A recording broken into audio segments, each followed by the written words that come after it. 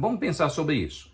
Do ponto de vista de ser amaldiçoado todos aqueles que prejudicaram os judeus, então o protestantismo e o catolicismo deveriam também sofrer muito se esse versículo bíblico estivesse falando exatamente sobre isso.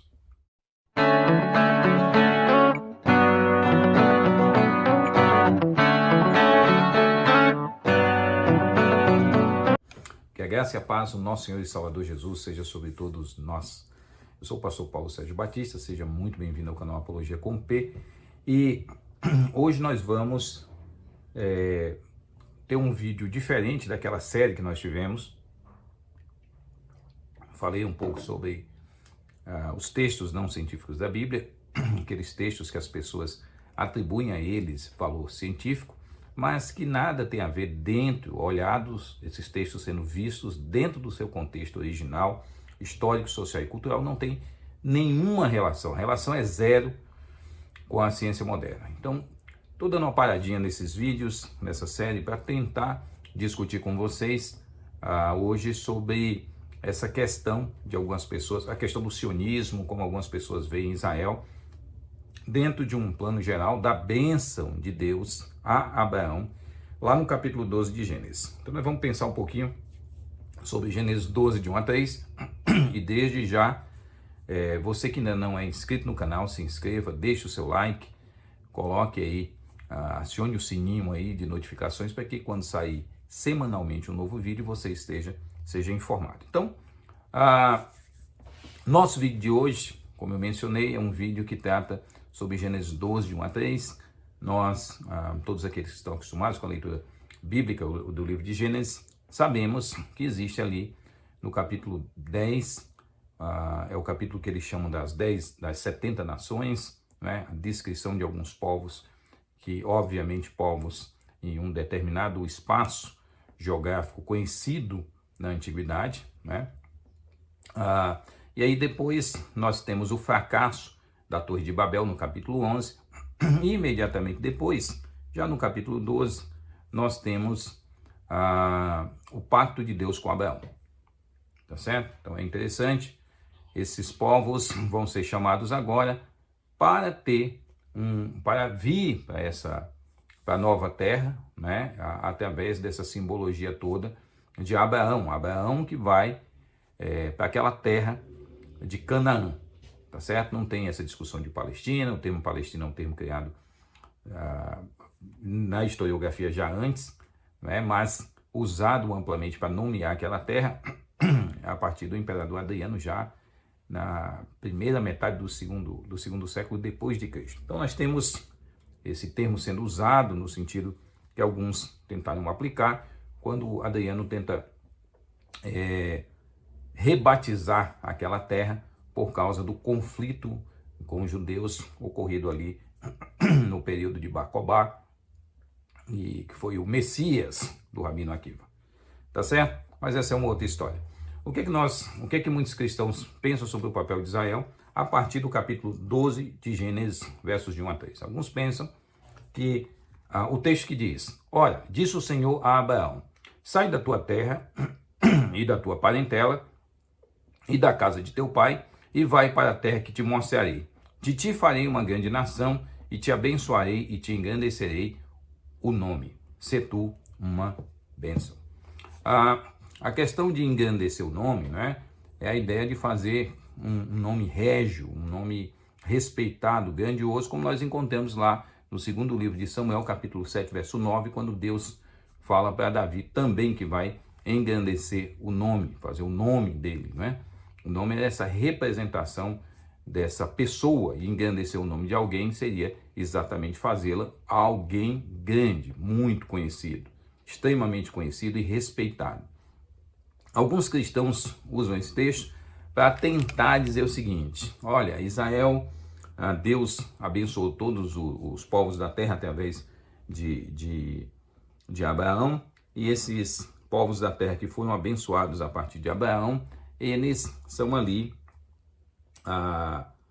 os filhos de Abraão, que são judeus, e que todos aqueles que de alguma maneira prejudicaram os judeus na história humana, eles se deram mal, porque existe uma maldição divina sobre esses povos. Então, todos os povos que se levantaram contra os judeus, prejudicaram os judeus de alguma forma, todos eles,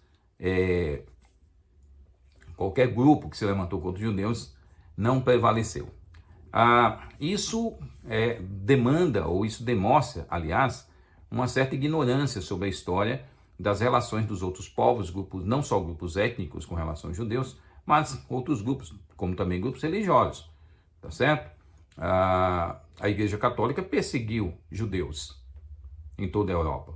Essa história é conhecida, não é? O protestantismo também. Lutero era antissemita. Lutero foi um inimigo declarado de Israel. Então, do povo judeu. Não existe Estado de Israel ainda. Então, se nós fôssemos olhar do ponto de vista da história, nesse aspecto, nós não teríamos, o protestantismo todo seria amaldiçoado, ou estaria dentro das maldições abraâmicas, ou a maldição que Deus disse que todos aqueles que fossem contra Abraão seriam amaldiçoados. Então, se essa representação é a representação do povo judeu e não da própria pessoa de Abraão, então seria assim. O texto parece indicar que Deus está fazendo um pacto com Abraão, mesmo que ele mencione, né, a ideia de que através dele seriam abençoados todas as famílias da terra. E tem uma discussão, né, porque algumas versões traduzem como do próprio solo, ou seja, daquela região onde ele estaria, e não de toda a terra, todos os continentes, né? Os 5 continentes, eles não tinham ideia desses 5 continentes ainda, mas de todos os povos que habitam essa região global como nós temos hoje. Então parece, e algumas traduções vertem para a ideia de todos esses povos, ou seja, aquela região ali, mas depois nós vamos ver no Novo Testamento, no livro de Gálatas, né, a Bíblia dizendo que em ti serão abençoados todos os povos, colocando isso como, Paulo escrevendo isso em Gálatas 3, versículo 8, como sendo uma referência à pregação do Evangelho, ou seja, o Evangelho veio através dos judeus. Jesus, Deus se fez carne como judeu, como um homem entre os judeus. Então, Paulo usa esse texto, e aí, quando a gente estuda um texto do Antigo Testamento, mesmo que ele seja citado no Novo, nós temos que tomar cuidado para não achar que o texto no Antigo Testamento tinha necessariamente já foi escrito para prever aquilo que ia acontecer futuramente no texto do Novo Testamento, ou como seria explicado. Temos que tomar um extremo cuidado com isso. Por quê? Porque se nós não tomarmos um cuidado com isso, a gente vai... aquela discussão, né, do sensus plenior, ou seja, todo texto bíblico tem um sensus plenior, ou seja, do Antigo e do Novo, eu passo uma linha e interpreto o do Antigo pelo Novo. Se vocês observarem, a maioria dos textos bíblicos que fazem referência a textos bíblicos do Novo Testamento, que fazem referência a algum texto do Antigo, não é naquele contexto que ele está falando. Ele não está mencionando no mesmo contexto. Ou seja, o Novo Testamento dá novos significados e novos sentidos a algumas palavras, algumas profecias, ou mesmo referências comuns do Antigo Testamento. Ou seja, não quer dizer que porque foi identificado dessa forma no Novo, que o Antigo queria dizer aquilo. O que Abraão teve toda essa capacidade, né, de entender tudo aquilo que significava essa bênção, ou a extensão exata dessa bênção. Tá? Agora, vamos pensar sobre isso. Do ponto de vista de ser amaldiçoado todos aqueles que prejudicaram os judeus, então o protestantismo e o catolicismo deveriam também sofrer muito se esse versículo bíblico estivesse falando exatamente sobre isso. Outra questão, os 3 países, né, o conhecido eixo do mal, né, os 3 países que estavam lá se levantaram contra que foram responsáveis, né, apoiaram a Alemanha nazista, né, um regime terrível e uma página vergonhosa da história humana. Nós tivemos ali China, Japão e Alemanha, certo? China, Japão e Alemanha, os 3 estavam juntos na Segunda Guerra Mundial. Do ponto de vista econômico, China, Japão e Alemanha, não, perdoe-me, Japão, Alemanha e Itália. Japão, Alemanha e Itália. Na verdade, estavam reunidos Japão, Alemanha e Itália, tá? Como as três nações que eram conhecidas como aquele eixo do mal, tá certo? Da Alemanha nazista. O que é o Japão no que diz respeito à economia mundial? Ele é o terceiro país, né, mais importante na economia mundial. A Alemanha, o quarto país. A Itália, o oitavo. Então, do ponto de vista, os países, e principalmente a Alemanha, irmãos, a Alemanha foi responsável pelo maior genocídio do povo judeu na história. Os judeus dizem que tinham cerca de 18 milhões de judeus naquela época, e hoje eles ainda se contabilizam como 15 milhões, ou seja, ainda não existe a quantidade de judeus que foram mortos por causa do regime nazista, tá certo? Esses judeus não conseguiram ainda chegar à quantidade que eles tinham antes da Segunda Guerra ser concluída. E quem foi o país mais responsável por isso foi a Alemanha nazista, tá? Então, vamos fazer essa comparação. Brasil é o 9º país do mundo em economia. Tem aí, o pessoal gosta muito de contar a história do Oswaldo Aranha, né, o responsável lá pela resolução 181 da ONU, na discussão na ONU, grande Oswaldo Aranha, que foi responsável, né, em um certo sentido, por também a aceitação de Israel como Estado, tá? Aceitação de Israel como Estado, resolução 181 da ONU. Mas do ponto de assim, do ponto de vista econômico, nós não vemos o Brasil ser, né, no sentido de distribuição de renda. Eu creio que no Japão, na Alemanha, Reino Unido, França, esses povos, existe uma distribuição de renda até melhor do que existe no Brasil, mas devemos lembrar de uma coisa: será que é isso que o texto estava falando? Porque se o texto estava falando que iam ser abençoados e iam se tornar povos prósperos, e aqueles que de alguma forma prejudicassem os descendentes de Abraão não se tornariam prósperos, então nós não veríamos esse quadro de países mais prósperos do mundo como está hoje.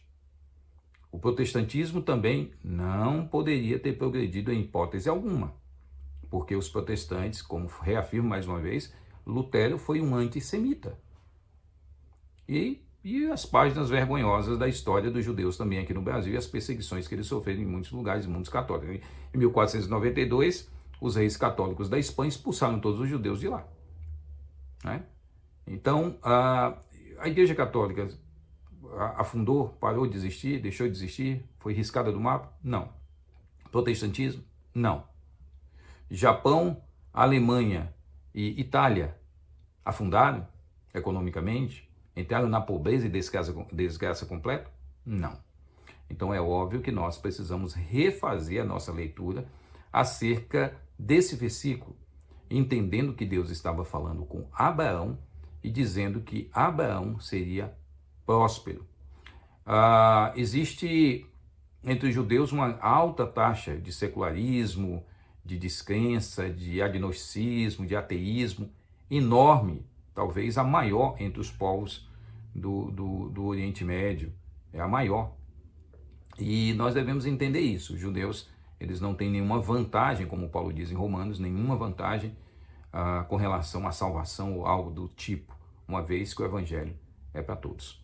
Então, você pode ser sionista, você pode defender a ideia do Estado de Israel, defender a soberania de Israel e tudo isso. Eu acho que essa é uma pauta válida de ser defendida, né? Afinal de contas, todos os povos devem ter esse direito a um pedaço de terra e viverem.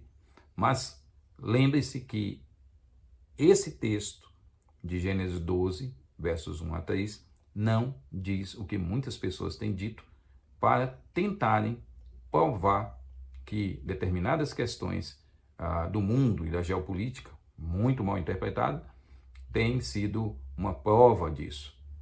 Onde está a Babilônia? O Império Babilônico caiu, não é? Onde estão os persas? Onde está o Império Medo-Persa? Afundou. Onde estão... e aí eles vão citando os romanos, o Império Romano, o grande Império Romano afundou também. Então isso é prova que quem se levanta contra os judeus, os gregos, né? O Império Grego, Macedônio, grande Império Grego Macedônio também, que influenciou tanto o mundo ocidental, afundou. Mas será que isso é a prova? se aprova, porque as nações que mais mataram e massacraram os judeus no século XX são nações extremamente prósperas que se encontram aí no top 8 das melhores nações economicamente falando. Que Deus nos abençoe, que Deus nos dirija e que nos faça pensar um pouquinho mais fora dessa caixa. Orem por essa questão dessa guerra, do que está acontecendo no Oriente Médio, para muitas pessoas morrendo, muitas famílias sendo destruídas, e não é hora do povo de Deus se dividir entre certos e errados, porque todos pecaram e destituídos estão da glória de Deus. E Deus permite, às vezes, que males ocorram dentro da humanidade, males criados pelos próprios homens, na sua insanidade, seu afastamento de Deus, para que possamos clamar a Ele, buscá-lo, porque parece que a gente só funciona na crise. Que Deus os abençoe, que Deus os fortaleça, os dirija. Até a próxima. Fui.